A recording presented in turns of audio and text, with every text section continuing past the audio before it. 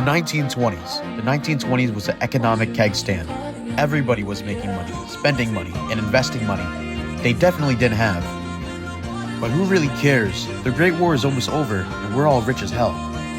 There's nothing that could possibly go wrong.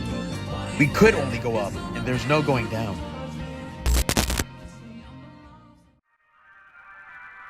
Welcome to the stock market, where you can buy, sell, trade, and win. See, back then, the stock market was like a casino where everybody won.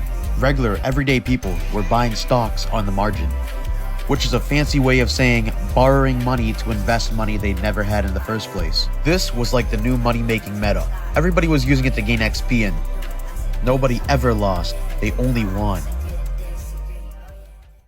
Meet Soo Young. In 1920, Soo Young makes $2,000 a year, but takes out $10,000 in loans to buy stocks. She thinks as long as the market goes up, she will make money. Soo Young only thinks it will go up. Soo Young is a fraud, and we should call her Fraud Young. For years, she sleeps in peace knowing she'll make more money the next day. This goes on for 9 years, from 1920 to mid-1929.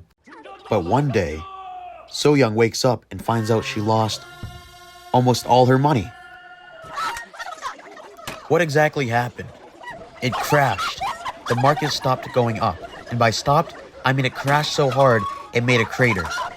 This affected millions of people in the US and some around the world. Alike Fraud Young.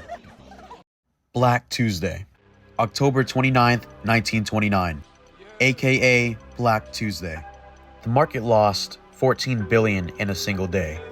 That's almost like the entire GDP of a small country vanishing before lunch. If it was today's worth, it would be $260 billion. People rushed out to pull their monies out of their banks. Except when I tell you, TSPMOSM, bro.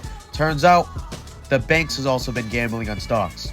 So now everybody lost their money.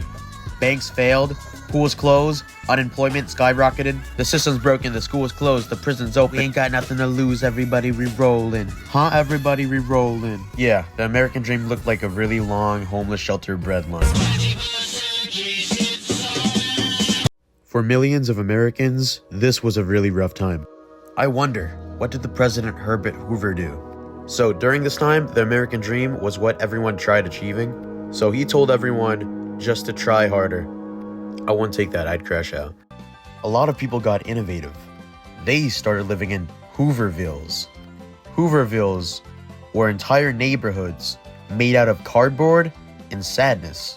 You had people using dirt as concrete, kids playing with stick and hoops, and Papa using his own voices as the radio. If you were really unlucky, you get hit by Goliath, aka the Dust Bowl. How did this happen? Welcome to the rice fields, mother... Farmers have spent years over farming the land, so when the drought hit, it turned the Midwest into a giant sandbox where crops only went to die. They got dust storms big enough to blot out the sun, so people were getting hit with flavored dust air in the 1930s. They were hungry as hell. People got so desperate, they bartered for food. They'd probably be happier in those trenches during the World War with those MREs. Jobs? You said what? You said a job? Nah, you're unemployed. Play that Fresh Boy swag. I'm just walking around at night with my bros. Unemployment rate hit 25%. That means 1 in 4 people didn't have a job at this point. This was a real home wrecker. Get it? Home wrecker? Shut up! So if you had a mortgage, tough luck. Banks took people's homes, leaving them to live in, your new Ford Model T. You and your family. Oh, the food. The magnificent food. People had to get creative, or desperate. Some people ate sawdust bread with actual sawdust in it. Others, mostly, had Hoover stew. Hoover stew is kind of special. It's like garbage they found, and they threw it into a pot, in which they would cook into a stew. Of course, the liquid would be edible, but most of the stuff was almost unedible. This is Franklin D. Roosevelt. He was the 32nd president. He also can do wheelies in his wheelchair. He basically created programs like CCC, WPA, and the Social Security Act so people got money. This guy, he also served like 4 terms. You know what?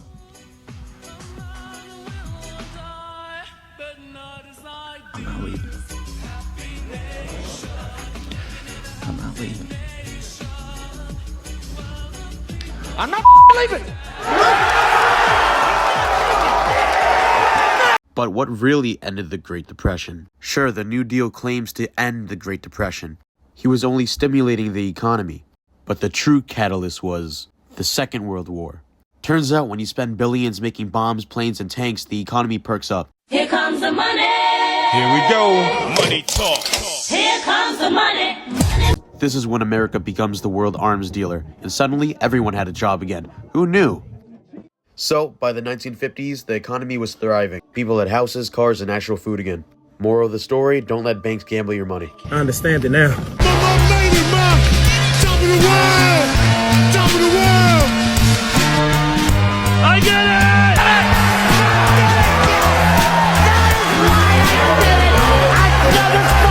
Are you kidding me?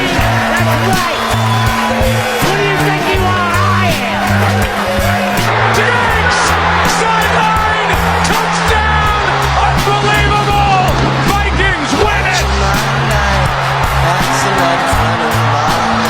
I gave everything that I had. I poured my heart, my blood, my sweat, my tears to this game, and against all odds, Cleveland, this is for you.